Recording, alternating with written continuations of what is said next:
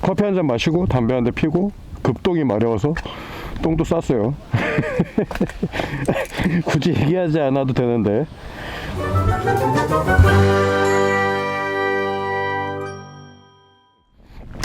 바이크를 타다가 보면 입문을 하시는 분들한테는 좀 각오를 하셔야 되는 것 중에 하나가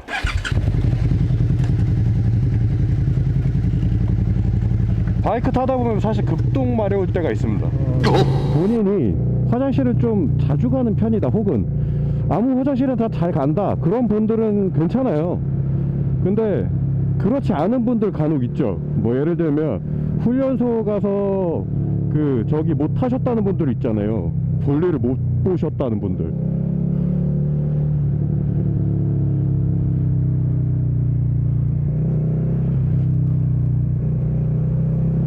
그러니까 그런 분들은 조금 생각을 하셔야 돼요. 바이크를 타다 보면 그런 급동 마려울 때가 한두 번이 아니거든요. 바이크를 타는 날은 정해져 있는데 그날 내 장애 상황이 좋지 않을 때가 있습니다.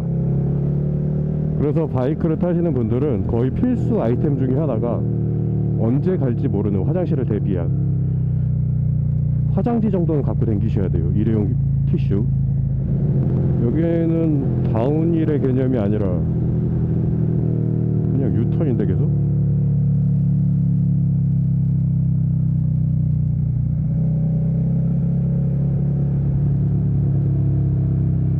다운힐 같은 경우는 일단 핸들에 힘을 빼주는 게 가장 중요합니다.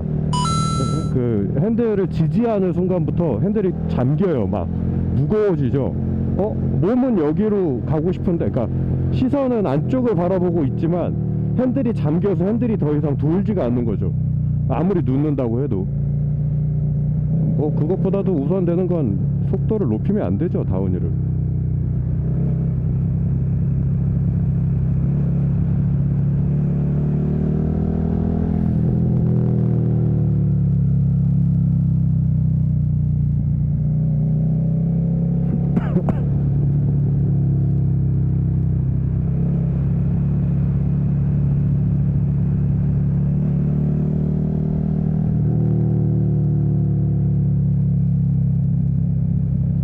저희 팀에 슈퍼듀크 1290R 타는 친구 있잖아요. 그 친구랑 저번에 평화의 댐인가 구룡령인가 갔는데 그 친구가 그런 얘기를 하더라고요. 출력이 너무 높은 차는 기어비가 높기 때문에, 기어비가 높다라고 얘기해야 되나, 어쨌거나 1단에서의 엔진 브레이크가 자연적으로 걸리는 그런 브레이크를 이용해서 보통 다운힐을 탄다고 치면, 그렇게 출력이 높은 차들은 1단을 걸어도 속도가 생각만큼 안 주는 거죠. 그냥 속도가 계속 올라가. 그래서 브레이크를 적극적으로 써서 다운힐을 타야 된다고 그런 이야기를 해주었습니다. 근데 코너를 타는 각자의 안전하다라는 속도의 개념이 다른데, 이제 코너에 약간 미쳐 있고 속도에 약간 미쳐 있는 분이 로드를 쓴다. 그분 뒤에는 절대 따라가지 마세요. 사실 바이크라는 게 찰납니다. 워낙에 속도가 높은 상태에서 컨트롤이 이루어지는 것들이 많기 때문에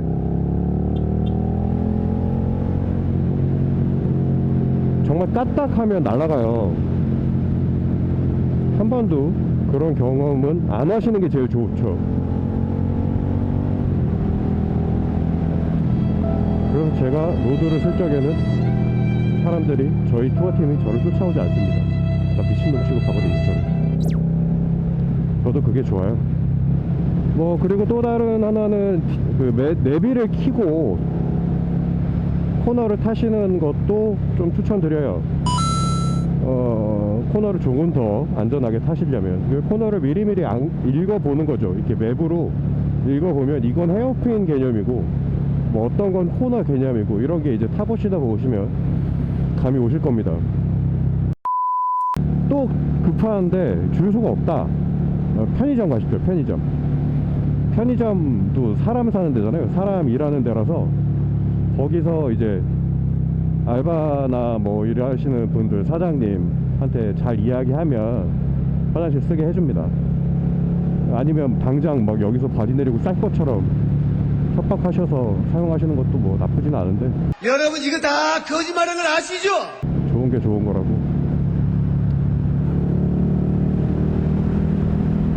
뭐야 이 롱코너는. 방금 롱코너 대박이었는데. 그리고 공도에서 즐기는 코너든 뭐 공도든, 일단 공도에서 바이크를 다룸에 있어서 20% 정도는 남겨두라. 타이어든 뭐 실력이든 속도든 남겨두라의 가장 첫 번째는 확보되지 않은 안전 때문입니다. 안전이 확보가 되지 않아요. 저 앞에 뭐 선수 뭐 이렇게 그 관계자가 있어서 그 관계자가 도로를 통제해주고 이런 개념으로 타는 게 아니잖아요. 우리가 그냥 도로를 타는데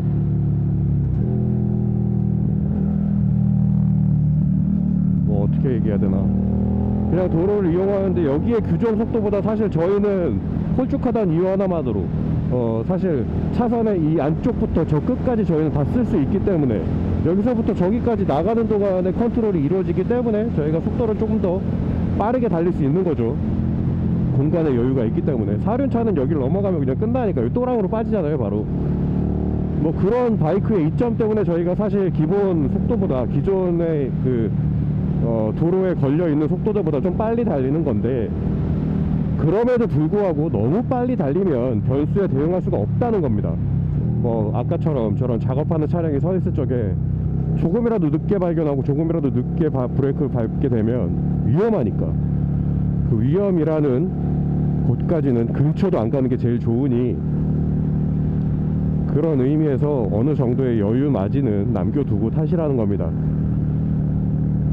그 20%를 아껴놨던 것 때문에, 뭐 예를 들면 20%라고 치면, 자 100km로 달릴 수 있는 데를 80km로만 달려요. 그럼 80km에서 사실 40km는 순식간입니다. 떨구는데, 속도를 떨구는 데 있어서. 근데 100km에서 40km로 떨구려면 좀 무리가 되겠죠. 어떤 예인지는 대충 아실 거예요. 그 차이가 시간으로換算을 하면 1초 정도 걸리지 않을까요? 근데 사실 찰나의 순간이라는 그런 위험한 상황 속에서 1초라는 시간은 정말 삶과 죽음을 갈라놓을 수 있는데 충분한 시간인 것 같습니다. 그리고 저도 뭐 처음에 이렇게 와인딩을 할 때 아직 차가 이제 바이크로 코너를 타는 게 무서울 때가 있었어요. 네, 그때 무서웠지. 네. 무서웠을 적에 우리 투어팀들이 너무 잘 가는 거야. 근데 누가 되고 싶지 않아서 막 어떻게든 따라 붙으려고. 왜냐면 내 뒤에 있는 분은 또 잘 타니까. 내 뒤에 있는 분한테 이 코너를 즐기게 해주려면 내가 순서를 양보하거나 그래야 되는데, 일단 내가 초보니까 그때 당시에는 제 뒤에서 저를 이제 봐주시는 거죠. 근데 이게 앞에 타는 초보 입장에서는 또 뒤에 사람한테 누가 되지 않기 위해서 어떻게든 오버해서 타려고 하는 마음이 있어요. 그땐 저도 잘 몰랐을 때니까 그런 마음에 탔었죠. 근데 지금 생각해보고 보건대 결코 자진해서 잘 타시는 분들이 이제 초보분들 뒤에서 타주시는 거는 정말 자진해서 타시는 겁니다. 본인의 그 즐거움을 포기하더라도 앞사람의 스킬 향상이나 그리고 앞사람의 안전을 위해서 자기가 조금의 희생을 하는 그런 좋은 투어팀을 만나시는 것도 굉장히 중요합니다. 무작정 그냥 누우면 돼, 그냥 뭐 카운터 때리고 그냥 뭐 누우면 돼, 이런 식으로 가르쳐 주시는 분들은 최대한 멀리 하십시오. 그리고 코너 자체는 이론으로 되는 게 아닙니다.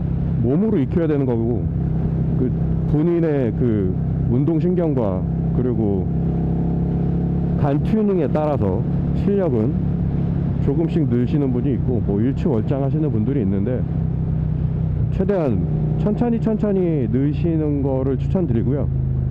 영상을 많이 보십시오.